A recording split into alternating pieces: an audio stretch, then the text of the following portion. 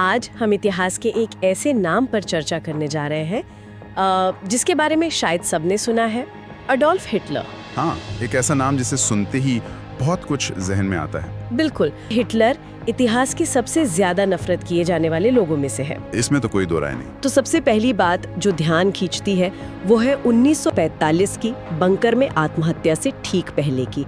Hitler ने अपना iron cross first class medal पहनावा था। ये कोई ऐसी वैसी चीज नहीं थी, ये उन्हें मिला था फर्स्ट वर्ल्ड वॉर में उनकी सेवा के लिए, और ये उनके लिए बहुत मायने रखता था, खासकर इसीलिए क्योंकि वो खुद को हमेशा एक वॉर हीरो की तरह दिखाते थे। हाँ, बिल्कुल। छवि बनाने की बात चली है तो उनकी किताब मीन कैम्प मेरा संघर्ष, वो भी तो इसी का एक बहुत पावरफुल और कहना चाहिए कि भयानक उदाहरण थी। 1924 में जब वो जेल में थे राजद्रोह के आरोप में, तब उन्होंने ये लिखनी शुरू की, और बाद में तो इसे दुनिया की सबसे खतरनाक किताबों में गिना गया। इसमें उन्होंने अपनी जिंदगी के बारे में लिखा, ये शायद उसका एक घड़ा हुआ वर्जन पेश किया, और साथ ही अपनी जो नस्लवादी यहूदी विरोधी सोच थी उसका पूरा का पूरा खाका खींच दिया। ये सिर्फ उनकी अपनी सोच नहीं थी, ये नाजी पार्टी के लिए एक तरह का मैनिफेस्टो बन गई।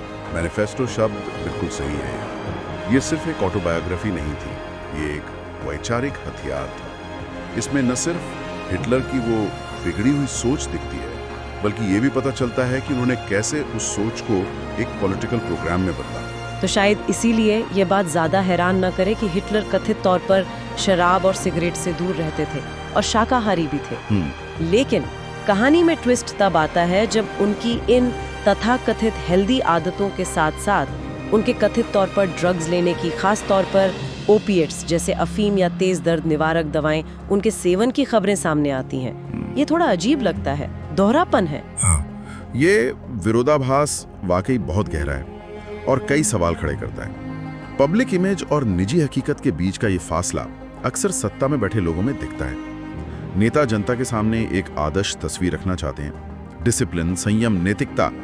हिटलर की ये छवि एक संयमित, अपने मिशन के लिए पूरी तरह समर्पित नेता, उनके प्रोपेगेंडा का बहुत अहम हिस्सा थी। लेकिन अगर उनके जो पर्सनल फिजिशियन थे डॉक्टर मोरेल, उनके रिकॉर्ड्स और दूसरे दावों पर यकीन करें तो पर्दे के पीछे की कहानी बिल्कुल अलग थी। ऐसा कहा जाता है कि उन्हें कई तरह की दवाएं, जिनमें काफी शक्तिशाली ओपियोइड्स भी शामिल थे, वो नियमित रूप से दी जाती थी। कि 1939 में एक स्वीडिश सांसद ने एडोल्फ हिटलर को नोबेल शांति पुरस्कार के लिए नॉमिनेट कर दिया था। सुनने में मजाक लगता है, और कहा भी यही जाता है कि उस सांसद का इरादा असल में व्यंग्य करना था। वो शायद हिटलर की तथाकथित शांति की बातों का मजाक उड़ाना चाहते थे, या उस समय की इंटरनेशनल पॉलिटिक्स पर एक सटायर कर रहे थे। लेकिन उनका ये मजाक किसी को पसंद नहीं आया, बिल्कुल नहीं। बिल्कुल। बल्कि हुआ ये कि इस नॉमिनेशन से जबरदस्त हंगामा खड़ा हो गया।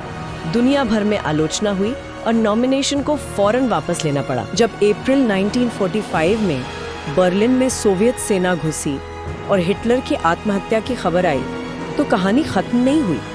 सोवियत संघ ने शुरू में काफी गोलमोल रवैया अपनाया। उन्होंने कहा कि वो हिटलर की मौत की पक्की तौर पर पुष्टि नहीं कर सकते, और बात यही नहीं रुकी। इसके बाद उन्होंने जानबूझकर ऐसी अफवाहें फैलानी शुरू की कि हिटलर मरा नहीं है, जिंदा है, और पश्चिमी ताकतें यानी अमेरिका, ब्रिटेन जैसे एलाइड देश उसे कहीं छुपाकर पनाह दे रहे हैं। ये तो कमाल की बात है। ये कमाल की बात असल में युद्ध के बाद का जो माहौल बन रहा था, उसमें एक सोची समझी रणनीति का हिस्सा थी। यहाँ हमें शुरू हो रहे कोल्ड वॉर के बीज दिखाई देते हैं। सोवियत संघ इन अफवाहों से क्या हासिल करना चाहता था? कई मकसद हो सकते हैं। पहला, वेस्टर्न कंट्रीज के खिलाफ अविश्वास पैदा करना। ये कहना कि वही पश्चिमी देश जो नाजीवाद के खिलाफ लड़े अब हिटलर को बचा रहे हैं, ये उनकी इमेज खराब करने की कोशिश थी। दूसरा, हिटलर की मौत पर अनिश्चितता बनाए रखना। शायद उन्हें कोई डिप्लोमेटिक फायदा देता हो। ये प्रोपेगेंडा और मिस इन्फॉर्मेशन फैलाने का एक क्लासिक उदाहरण है। जब दुनिया एक बड़े युद्ध से निकल रही थी और नई ताकतें बन रही थी, तब जानकारी को एक हथियार की तरह इस्तेमाल किया जा रहा था। सोवियत संघ शायद हिटलर के जिंदा होने की कहानी से अपने घरेलू लोगों को भी ये मैसेज देना चाहता था कि फांसीवाद का खतरा अभी टला नहीं है और पश्चिमी देश भरोसे के लायक नहीं है।